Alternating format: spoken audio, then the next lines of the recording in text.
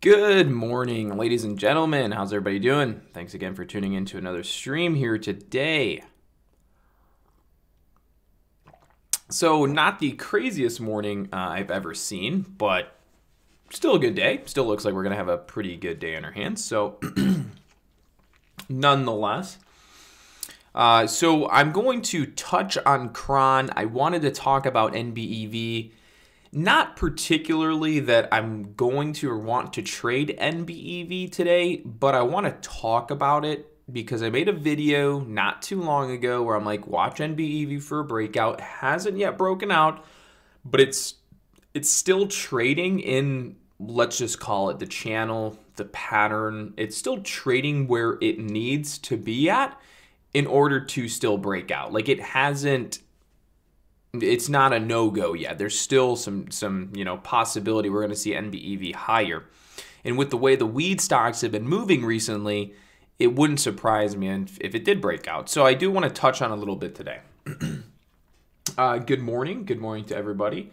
Good morning. I haven't had any time yet to run through any of the economic data that may have been reported from the Feds, unemployment, jobs report. Haven't been through any of that, so I don't know any of it right now. So I won't be able to help you guys there today. So let's get into sharing the screen here. All right. So NBEV, I'm going to start here. All right, this is where we're going to start today. So let me get some of these just drawings here. Remove, and remove. All right. We're going to start here with just a daily chart. All right. So this is the 1-year day chart. When you look at the 1-year day chart, arguably with NBEV, when you're looking at 1 year, it doesn't really look all that great for a breakout because it's kind of just trending up, trending up, trending up. It's not in an area where it's particularly faking out some short sellers. That might be going way too in depth for you guys. Let me rephrase that. So when you look at NBEV, here, it doesn't look the most amazing on the daily chart because when you look at it, it's just kind of curling up and going right into this downward resistance and right into, this other previous price action resistance. So it doesn't really look amazing. It would look better if it were actually down here curling up to this trend line, right? It would actually look better if it was curling, but it's not, just pushing into. So that's not the greatest sign. Let me put on a 100 or a 4-hour chart for you. Okay, so the issue we have here with NBEV is this right here. Okay, let me put this going up like that. Like that is the trend that it's on right now. It's been bouncing this trend line up and up. So the little bit of hope we have here for NBEV is really we're hoping it pulls back. It holds support on this trend line that it's been following since, 11/19 of 12/23, back in December, right? So since December, it's been following this trend up. This is what we want to see. We want to see it pull back, hold this trend, and curl, push up over this downward trend line resistance, and then we might get a breakout. So that's kind of what it's at. We have this short-term trend line in here that it's been respecting. If it breaks this short-term trend in here, then we'll probably see it fall back down closer to $6 and kind of trail towards the long-term trend line. So in the short term, we need it to hold this trend in order for it to have a good push to the upside. And if that fails, then it's going to be the long-term trend right around 6 or just below 6 that it must hold on this trend line in force to get that breakout. But nonetheless, if you do look at this chart, it is bullish, right? It's spiked, it's dropped, it started curling and pushing up. Dips are getting bought, dips are getting bought. So NBEV is definitely on watch for, this month, next month, and even the next month after that for a push to the upside. If you look at its other stock, CRON, you can see CRON has broken out. We called this breakout on CRON. We posted a YouTube video about it. It said, watch CRON breaking out over new highs. And since then, it's ran about $5 to $6 a share. So, the weed stocks are picking up very, very well. And NBEV has had a lot of news recently on the stock about, expanding globally and a bunch of other bullshit, honestly, is what you would call that. 1 second, I'm going to run through some comments here. Good morning. CRON over 20. Elites info. J1, we'll have more info for that when it's closer, but we're probably looking at our Elites program towards the end of the month, in which we'll definitely give you some more info on that when that time comes. Good morning. All right. I like it. I like it. All right, so this is the next one we're watching is CRON. Just today, it's been on a nice uptrend. So there's been some pretty good bullish days on CRON throughout this run. And ideally, all I'm doing today is just watching it to see if we're going to have some continuation. If you look at the chart so far pre-market from yesterday, it actually looks really good, okay? This does actually look fairly good, and I like it. Now, this is not like my typical play. My typical plays will be like an earnings play, will be a stock gapping up, will be a stock trading on some crazy news. I'm not one to normally just jump in a stock that's been trending up. Like, I'm not your typical guy that just comes in and goes, oh, this stock is trending up, and then I buy. Like, that's not typically how I do things. But CRON has been performing very well, and so far pre-market, it's been able to hold up right around this 20 level and over 20. Arguably, that's a lie. It's not over 20. It is, but it isn't, because you can see it's dropped below 20 a few times to come right here and touch the 50 moving average on the day. Pre-market, you got 1, 2, 3, 4, 5 tags, and up and over 20, holding over 20, now over the 9 moving average, over some downward trend line resistance on a curl. I know I just said a lot there. You guys are probably like, what the hell do you even say? Don't worry about it. It really doesn't mean anything at the end of the day. But we are seeing some good consolidation in pre-market, and it's arguable that what we have here is sort of like a little bit of a bullish pennant that's been forming. So definitely keeping CRON on watch for a hold over 20 and a push over yesterday's high of 2035.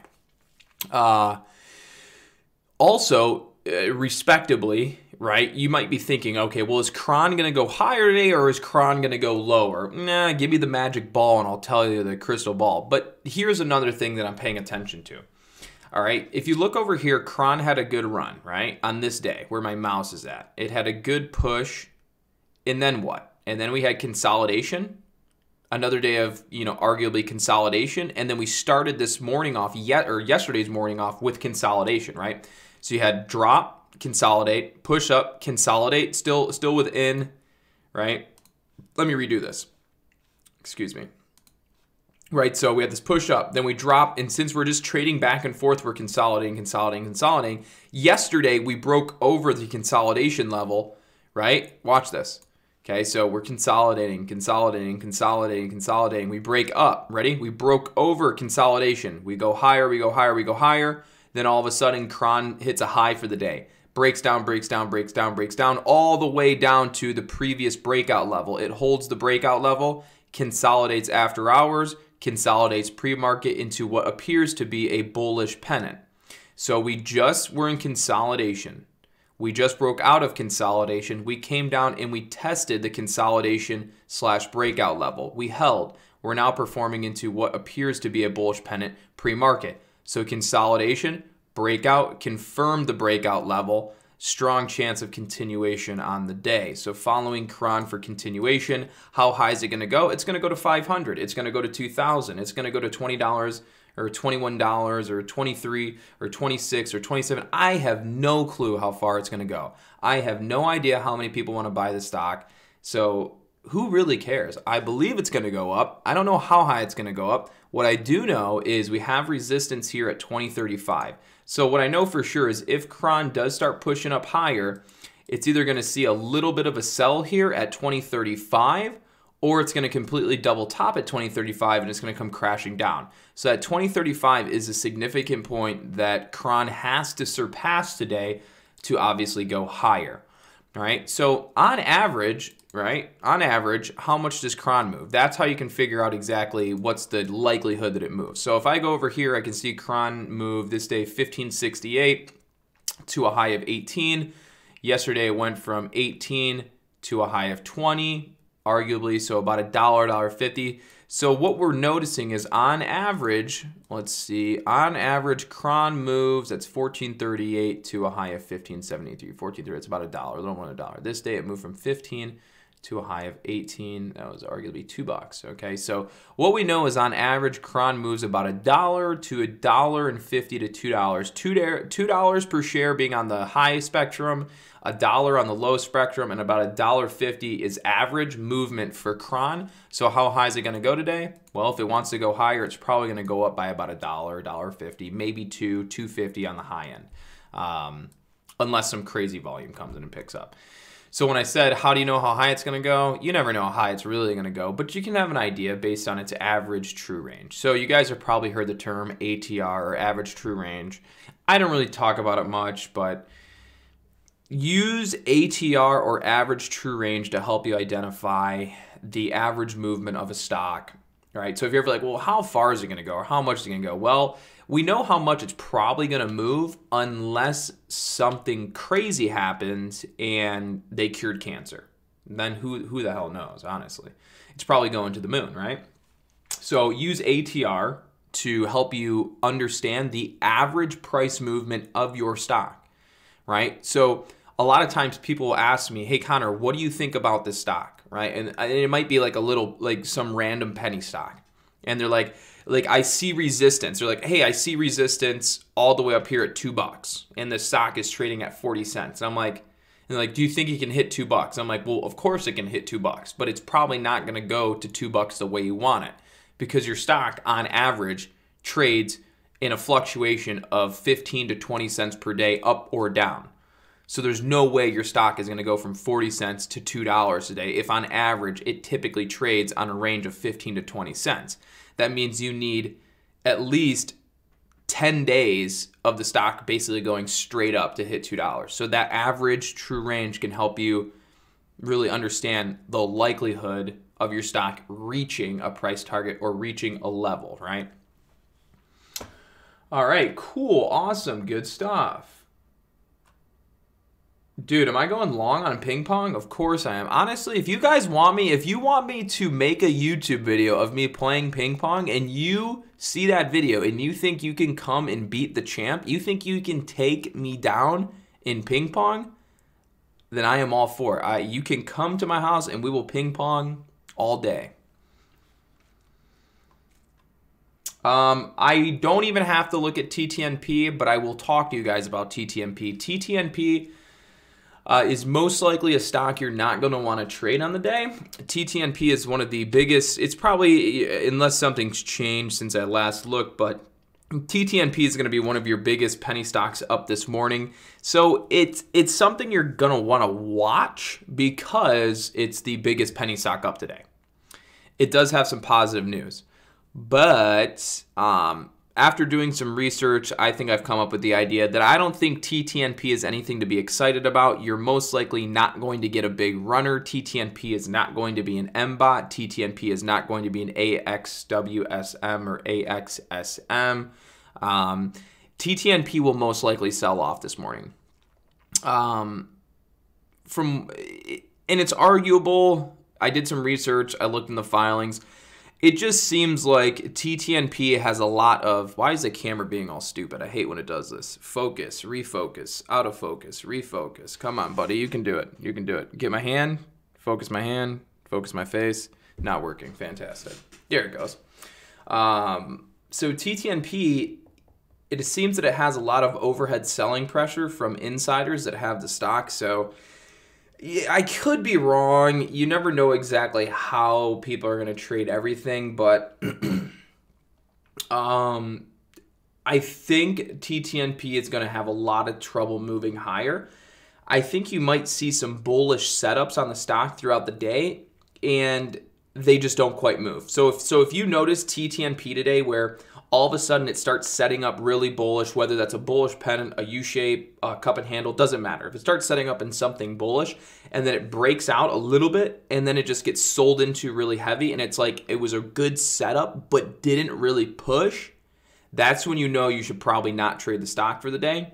Raise your hand here, give me a yes in the chat. Have you ever come across a penny stock you were trading on the day and it looked really, really bullish, like with no doubt in your mind, it should have gone higher. And it tried to, and as soon as it broke out, it just got sold into, and then it didn't break out, and then it kind of went back down, and then it tried to do it again, and then it gets sold down again? Give me a yes, or has that happened to any of you guys in here, right? So we got one yes. So there's only one person. Yeah, right? You noticed that before, and it happens, and usually, and that's the thing, is when it happens, you're like, why did that happen? It was bullish. It was a perfect pattern. It was starting to break out. There was a lot of volume. The stock had good news on the day. It may or may not have even been at a resistance point. So why did it do that? And you're probably sitting there trying to wrap your head around, it's a bullish setup. It's a perfect pattern. There's a lot of volume. There's good news. These are all the things that I'm supposed to look for in a stock, and it has all these characteristics, yet the stock still isn't moving. So what am I missing? This is the part where new traders don't know enough about looking into a company, filings, and all the extra boring shit, that you'll come to find there's a lot of outstanding shares on that stock that insiders can sell.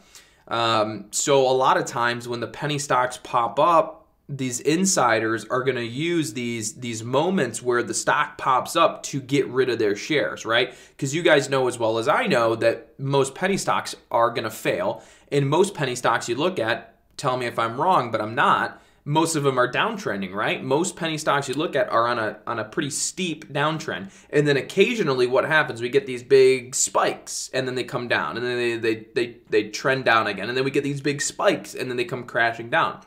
Well, if I was an insider investor with millions of shares and the thing's trending down, well, I don't really want to sell on a trend down, but I'm holding, and as soon as we get these big spikes, hell yeah, I'm going to sell that, because I've been holding this for 2 years, and today it just spiked, giving me the opportunity to get out of some of these shares. So when a company, on their reports and their filings with the SEC, when the company itself has a lot of insider or early investors, whether that's common stock A, B, or C, when they have a lot of inside investors, early investors that still own common stock or have exercisable warrants and things like that, which some of you guys have no clue what I'm talking about, but don't even worry about it, it's fine. What I'm getting at is a lot of these penny stocks, they will still have what are called like outstanding shares from insider traders that can get rid of them. So when they spike, right, even if it's on good news, a lot of times they can get sold into really heavy, and you're like, why'd it happen? Well, come to find there's an insider that has 2 million shares that he can get rid of. So he'll just start selling them, and that's what's keeping that price down. But when you come across a stock like NBOT had no outstanding shares, zero, basically zero. There's like a couple thousand, but they had like 0 outstanding shares. So that means there was really no insiders that could have been selling on that move. And so it went nuts, because there was really no one to hold the stock down. And then as it went up 200, 300%, you had every short seller on the planet trying to short the stock. And since no one was there to help sell the stock down, the shorts weren't able to win right away, and they kept getting squeezed out, and that's why MBOT ran. Enough of the spiel, enough of the lesson here for you guys this morning. We'll continue now, okay?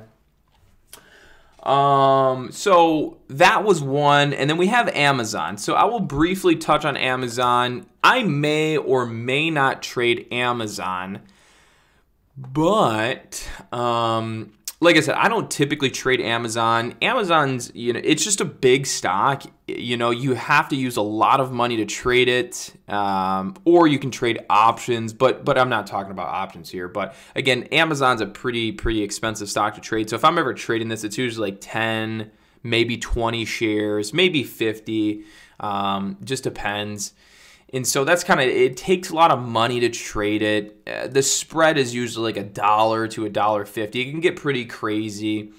But, despite all the cons, it has big range, this thing can move, $20, $30, $40 a share on the day. And with 10 shares, $40 move, that's going to be $400 profit. So if some of you guys have the money to play with Amazon today, I would follow it short. Maybe look for it to push up first. Don't be early. Don't try and short it right away. Watch for it to pop up. See if it gives you some rejections off of like 1670, something like that, and then look to short. I won't talk too much more on Amazon, just because I probably won't even trade it myself today. So I just wanted to mention it because it is gapping down, and Amazon is a big stock, a big market cap stock. So this early morning drag, that early morning fade that we've seen in the stock market was probably, a lot of that was accompanied by this downward sell-off we had in Amazon. Amazon's move down on their earnings report is probably a little bit of what helped drag our market down in after hours trading and into pre-market trading a little bit today, okay?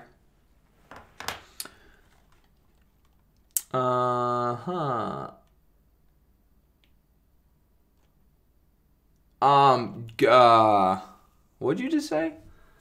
How did you even do those questions? Good change. Honestly, I don't know how you did all those question marks, but that's pretty damn cool, brother.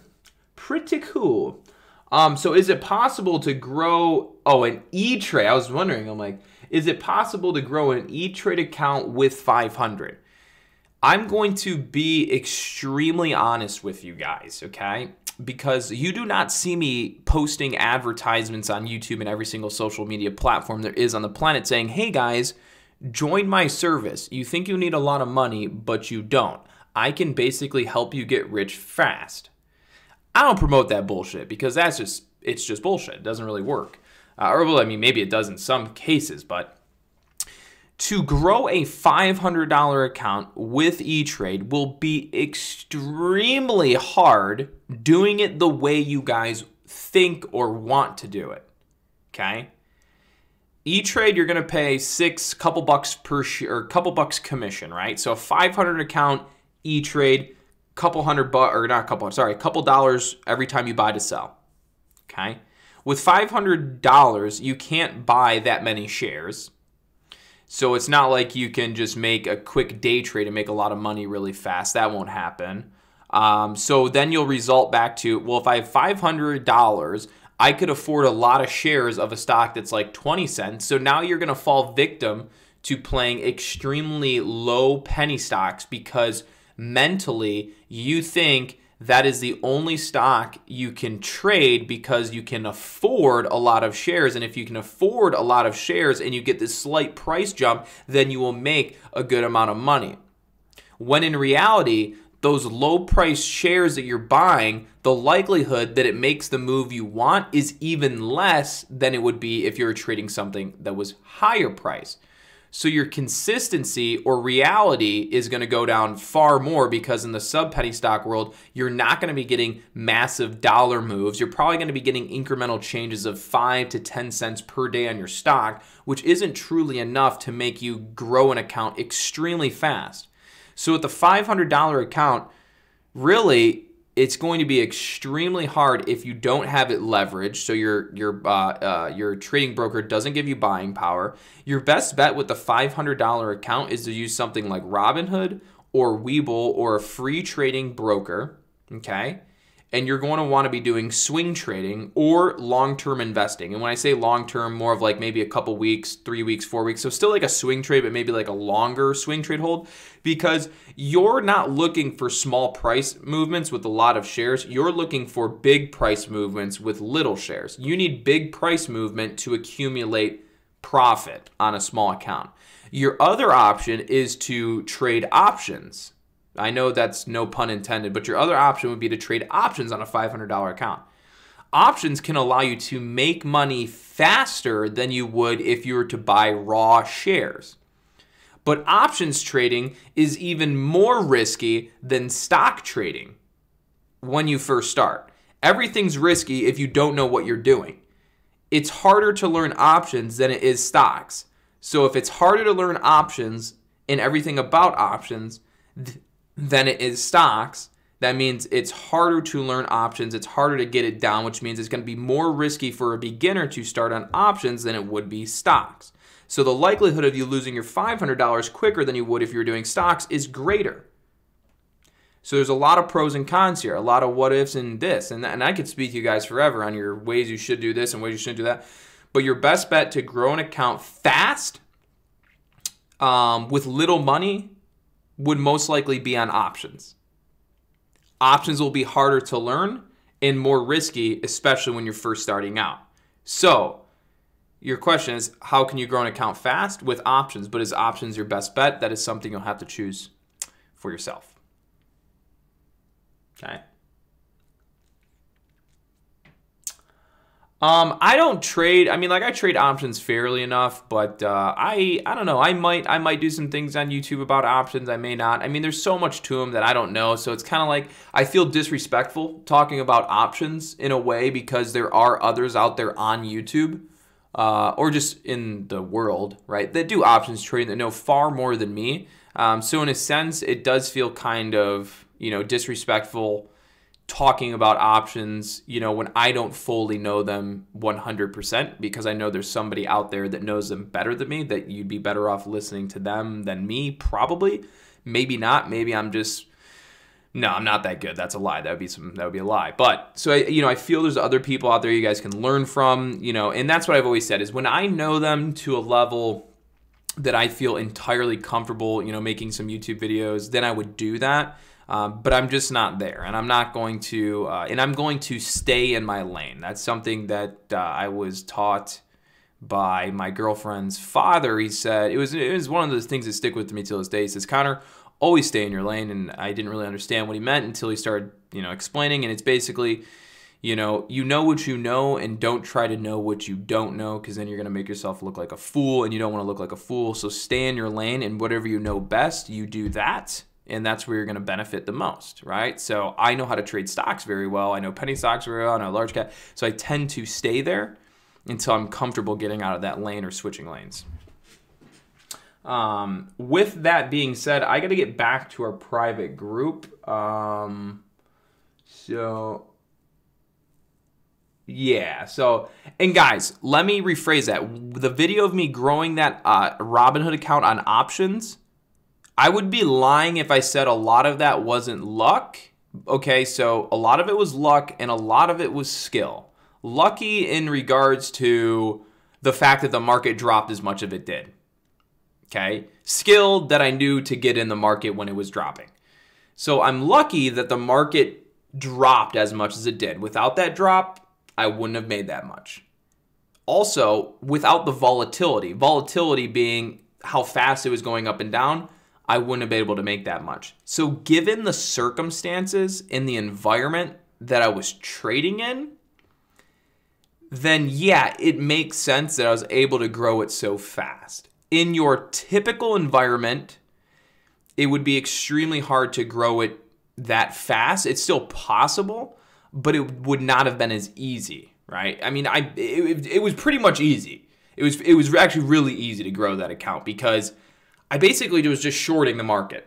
One short after another short after another short. And it was almost like I never had that feeling of I was wrong or should I get out. I knew I was spot on. I literally, every day, I didn't even check my Robin. It was just down, right? I was down, then I'd come in, I'd buy more puts. It was down. And that's just because for the whole year, for 2018, myself and in the premium group and I had been talking, guys, the market is going to come down. It is going to come down. It will come down, and I'm going to short it when it does. I'm going to short it when it does. I'm going to short it when it does.